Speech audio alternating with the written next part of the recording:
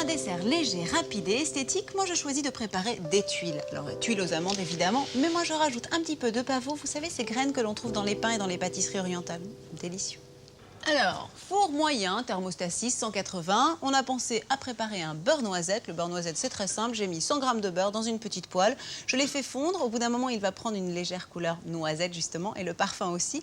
Et à partir de là, on coupe le feu. Il ne faut surtout pas qu'il devienne noir parce que là, il serait nocif. Alors, je laisse refroidir mon beurre.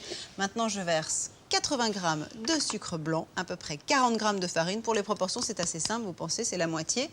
On mettra tout à l'heure aussi 40 g d'amandes effilées, préalablement dorées au four. C'est beaucoup plus sûr plutôt que de les faire dorer à la poêle. Et oui, on risque moins de les brûler.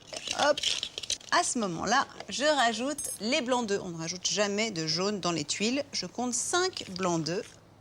Selon que vous voulez obtenir des tuiles plus ou moins fines ou épaisses, vous rajoutez des blancs d'œufs ou vous variez aussi le niveau de sucre puisqu'en fonction du sucre, les tuiles seront plus ou moins caramélisées.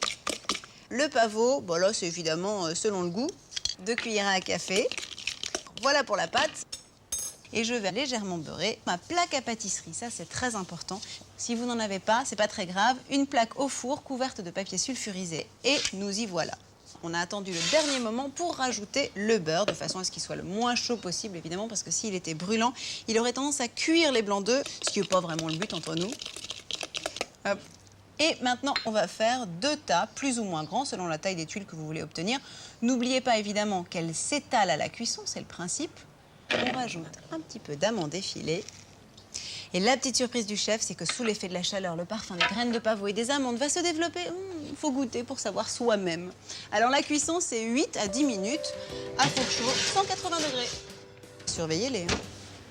Bien sûr, je pourrais les déposer sur un rouleau à pâtisserie, mais moi j'ai choisi de les mouler dans des petits bols pour en faire des coupes de fruits.